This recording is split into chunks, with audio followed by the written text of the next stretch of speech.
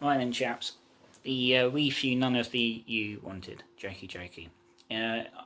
I've skipped it in the Bonder form, and we'll talk about it all the same because you can't really skip the review as such. On the Majesty's Secret Service, that got off to a good start. 50 years old last December. It's been a favourite film of mine since I was little. I know that I use that expression a lot, but I watched Bond for the first time when I was younger. Much younger than I am now. It's my favourite Bond film. It's a solid 10/10. I like George Lazenby. It's got everything in it that I think constitutes a good Bond film, or at least one of the best Bond films. Now, since I was younger, I've heard all sorts about this film that people don't like, and some of it nowadays I think is quite lazy. Alright, fair enough, if you don't like the film, you know, I've heard people that don't, or read people that don't like the film or don't like Lazenby talk about it in a rather, you know, simple, logical manner. I realise how that sounded when I started saying simple, but some of it nowadays is what I've heard growing up. Oh, he only did one film, he's crap. He wasn't an actor beforehand, crap. He gets married at the end, crap. It's shoddy this, it's shoddy that. Oh, it's just naff. And some of it's just basically because he did one film. George Lazenby did one film. And we might go into that, I don't know. Now, I'll try and keep it short, he says, saying it took 16 hours to upload a 50-minute film. 50-minute video. In a nutshell, Sean Connery quit the role after You Only Live Twice. He had enough, pretty much. They go out casting. Adam West, for some reason, was considered, and Timothy Dalton was asked, and that's classic Bond. You look at when we get a new Bond who's been asked to play, and it seems to be the Bond that comes at some point. I think Dalton was asked again for 73, Live and Let Die. Brosnan obviously was trying towards the end of the 80s, and obviously couldn't get it because of that bloody Remington and Still contract. But however, we got George Lazenby. He more or less he tricked his way into it, in a manner of speaking. The Eon offices on Piccadilly, prowling outside with that fantastic way he walked, like similar walk to Sean Connery, and you know, got past the secretary and managed to blag his way into various aspects and knocked out the stunt guy during the fight test. And that seemed to do the job. Now, personally, for a man who had no massive acting experience, Lazenby does his best. Diana Rigg, whenever she's interviewed nowadays, and I love the woman, seems to sort of try and dig the knife in. And yeah, back in '69, they got on like a house on fire. Something clearly, possibly, went wrong. And at the same time, we've got Peter Hunt, who had been editing the films, directing, and he more or less wanted to take Bond back to basics. He saw Bond as going too far up the gadget route. And at the same time as well, John Barry said, or at least I'm sure I heard it in the interviews, and that he sort of was trying to change the sound of the film for a new Bond, but also follow Peter Hunt's lead, possibly, of going back to basics. So you have the best soundtrack of any Bond film, in my humblest opinion. Be it, I mean, some of the tracks on it, you could listen out of the film endlessly. Journey to Blofeld's Hideaway, the main theme, Over and Out is a good track. All of it's good, except for Do You Know How Christmas Trees Are Gone? The kind of song that you should only hear 3 seconds of, which is the idea of it in the film, and yet it gets stuck. It got stuck in my head once when I had fever. Oh, I thought I was trapped. I wrote a really in-depth review on the Bond forum I'm trying to promote at the end of these videos about it for the 50th. I've seen the film so many times now, yeah, each and every time I like it more. I'm trying not to watch it too often nowadays, hence why I'm not reviewing it. I'm not watching it as far as the Bond forum. It feels to me as close to the book as anything, and now as soon as I reach my adulthood, the flashbang aspect of the films didn't really matter to me primarily. I like Bond when it feels close to the books, hence why Timothy Dalton's my favourite Bond. Lazenby looked the part. He looked like he could kill somebody if required, and you see at the editing Some people say it's done the way to make Lazenby look better. But I mean, the man was savage. The man had the capability to be savage. Like Connery. Connery walks into the office in Dr. No and he moves like a panther, I think Cubby Broccoli said. And I think Connery it was known for doing weightlifting and stuff, like at shows or whatever. And Lazenby, I think, had I wouldn't say a rough upbringing, but I think he said that he grew up somewhere called Goulburn in Australia, and you had to be handy with your fists. He was in a fair few scraps. So this Bond is like Connery's in a way, but it's its own thing, obviously, because that's what you're trying to do. Rigg and others say, and a lot of people say that Diana Rigg and Telly Savalas were carrying him. Well, if that's the case, I mean, I'm not an acting expert, so no.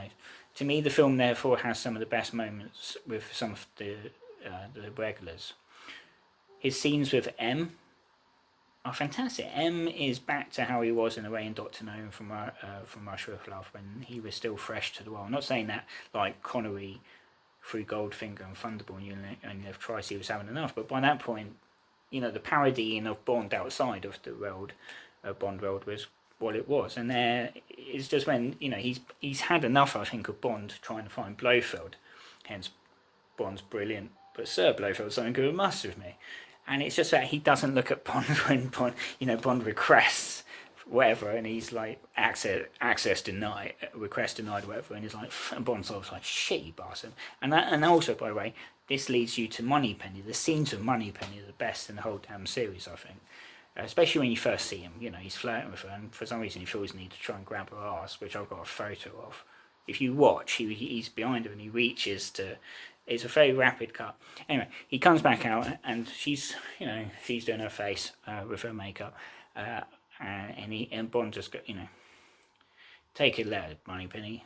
For what, James? A resignation from what? And she knows, but Bond just goes, from Her Majesty's Secret Service, and when you're done, kindly present it to that monument in there.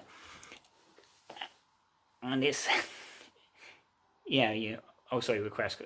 So I got it wrapped around. He goes in to talk about Blofeld, gets pissed off, comes out, do a thing, and then he hands in the resignation, goes back, and I love the fact you see his office, and he just a moment, M just goes, request granted. It's like, fine, that's it. After all I've done for you, and obviously what M has done is classic. And he goes, what would I do without you? Moneypenny, Bond says, and walks off. And then what I love is you hear M come through on the intercom. What would I do without you, Miss Moneypenny? Thank you. And it's just like, boom. And then you've got Draco, the best Bond ally in any Bond film after, except for Columbo. I think you've got Karimbe, you've got Draco, you've got Columbo, as I say, and then I think you've got the likes of Tiger, sort of in the second, but very close tier. Tiger Tanaka, that is. Lazenby looks like, but it wears the suits well.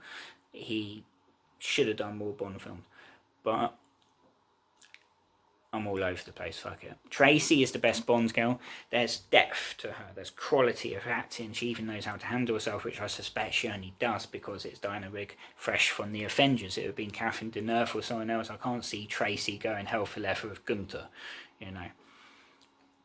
Now, the plot is the weakest aspect of the film in some respects. I felt I think it was Stella Remington in one of the fresh editions on the Majesty Secret Service. Somebody in the know, and they were like, well, it's a good book, it does this, it does that, but the plot is what it is. And you think to yourself, it's the kind of film that the plot doesn't really matter because the rest of the film is that good. The basic plot is that Blofeld, apparently pissed off he lost his volcano operation, has decided that he's going to send a bunch of attractive girls, the angels of death, to spread biological diseases to wipe out livestock and plants and whatnot. Now, in a way, it's a very prescient plot to today, I suppose, and it was taken seriously enough because Fleming wrote at length in the chapter "The Man from Aegean Fish," in the book anyway. But it's not for a film.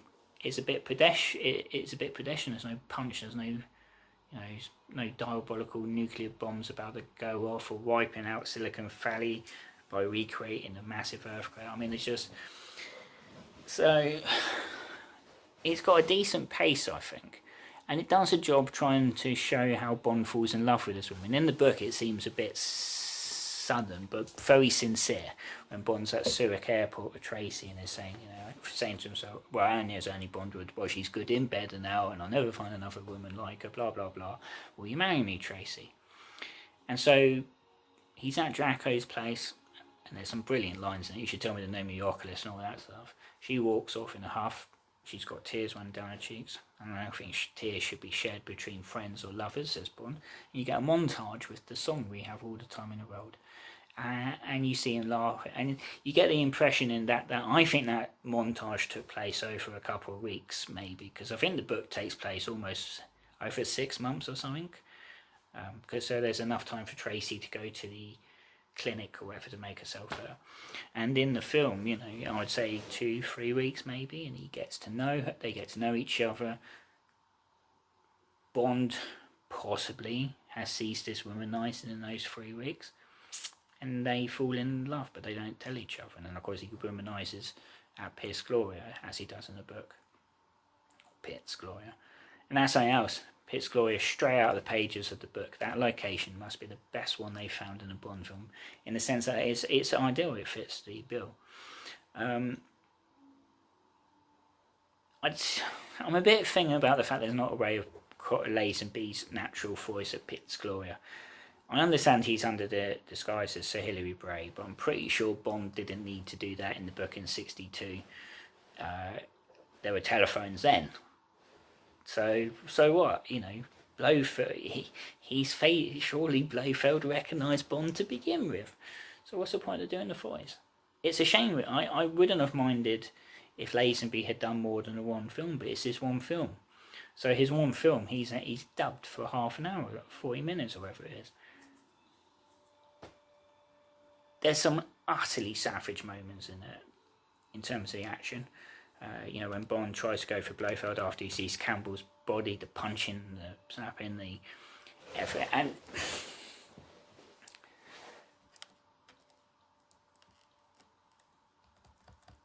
and deep breath.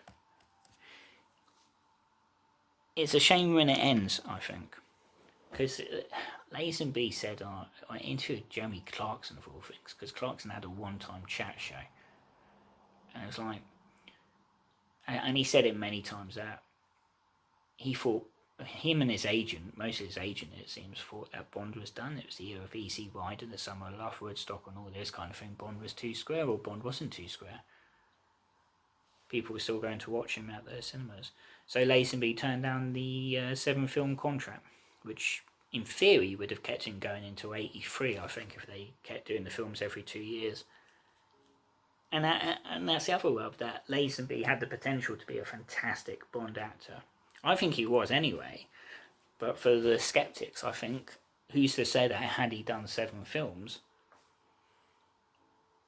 I mean, each actor who's played Bond in more than one film, well, even Dalton, grows into the role, makes it their own, does what they can. Connery and Dalton and Brosnan were good from the off, in a manner of speaking. I mean, all of them were, I suppose. You don't really have a Duff. If it was Duff, I don't think they would be back for a second film necessarily. I don't know. I'm not an acting expert, but who's to say in A Diamonds Are Forever, of Live and Let Die, that Lazenby wouldn't have been, or he might have been crap. He might have given up by the 6th film. You don't know. That's a brilliant thing about what ifs. And indeed, the biggest what if, as far as Bond fans are concerned, some of them anyway, is A Diamonds Are Forever with George Lazenby. Peter Hunt said that the next film would have effectively started from when Bond and Tracy drive off. She dies, spoiler alert, and then you get the credits and then a revenge-driven film, because, as I say, the film sort of had to rearrange the book order, so it's the only Trice novel where Bond goes to Japan, discovers that Dr. Shatterhand is in fact Blofeld, and at the end kills Blofeld, and it knocks him out. And I think I like the idea of a Bond in Diamonds Are Forever. That, I mean, I did a fan fiction thing that people liked at the time, where it's starring George Lazenby, and I just sort of, I just wanted, it's just a way of putting my creative juices to work. And I had Bond in Egypt, Cairo, and he gets caught by another 00 because he's effectively gone rogue after the death of Tracy to find Blofeld, and then he gets one last chance really, and he goes off to Las Vegas to investigate. I think it's like I forget what I did, but it involves Blofeld's plot basically is that he's now got a base in Nevada, and he's using diamonds as a front to help fund and power his missiles. And he's going to launch missiles at Moscow, Washington and London, and the diamond is meant to be like the legitimate front. So he's taken away Willard White and taken over the operation and blah blah blah. And Tiffany is much more ballsy than she is in the film. She's almost like the literary. And I didn't really bother with Winton Kid. And throughout the book, Lazenby's Bond is increasingly tormented by thoughts of Tracy. In the Only If Twice book, Bond, it starts off with about 3 or 4 months, I think, after Tracy. Bond has been cocking up on missions. He's put lives at risk, including his own. He's not completed missions successfully. He's put on weight. He's in a depression. He really did love Tracy. And so Diamonds Are Forever, I sort of thought, and towards the end, Bond's thought process just keeps saying, kill Blofeld. And Lazenby, Bond is driven down this dark tunnel mentally, gets into the base outside of Las Vegas, has a punch up with Blofeld, kills him like he does in the book, and shoots a bunt as she tries to run away. And something goes, and when Tiffany catches up with him, his mind's a blank, and she takes him to Lake Tahoe, and next one it's all back to normal. But yeah, so as I say, musically this is the best Bond film. The main theme I can never get enough of. It's got action, it's got sort of a stirring undertone, especially that bit in the titles where towards the end the women come together to the British flags. And the end still punches you in the solar plexus. You know it's coming if you know your Bond. And it's like when you read the book, that last description, and it's got it, and that moment, it's quite alright. We're just taking a rest. We'll be on our way soon. And people say, oh, he cried. Well, he fucking loved the woman. You know what I mean? If you had somebody you loved blown away from underneath you, could be the toughest man in the world, you'd still surely shed a tear. A tear. The only thing that mars it is the fact that whether John Barry was told to or he did it anyway, the Bond theme comes screaming in. I think that film, if I could do a fan edit of anything on the Majesty Secret Service, dead silence, end of the film. Before we go, chaps, I'll show you, because I got to meet George Lazenby in 2008, something I still tell stories of. I asked him a question. I said, do you mind if I ask you a question? And he said, no. And then I think he regretted it with a laugh anyway, because I said, how have you dealt with the criticism? People saying you're the worst Bond. And he went, oh man, my question. He went, well, basically he said in a nutshell, you just get on with it. You just don't give a shit. And I got a photo off a place called moviemarket.com because I wanted to take something with me and I didn't want to pay extra there, which would have been more. And I chose this image of him on the steps. Now, by the way, to show you how light world has changed, this building isn't there anymore. It's now a much more fancy modern building built about 10-12 years ago for the South Asian Army, and where Lazenby is roughly standing would be where the Millennium Bridge comes into. And St. Paul's School is up this way, and St. Paul's obviously is there. Lazenby saw this and he went, and I pushed her over before asking the question. I went, hello, Mr. Lazenby. And he was like, wow, I haven't seen this for a while. That's just brilliant. And I was like, wow, I didn't expect that. I really regret now he didn't personalise it. But It's from the deleted scene. Here, the College of Arms is up this way. No, sorry. Up this way. It's still there, obviously, because it's been there for a few hundred years. And he's gone to meet Sir Hilary Bray, sees somebody spying, chases him. Guy dies on the post office underground line, which you can now buy tickets to go up and down for.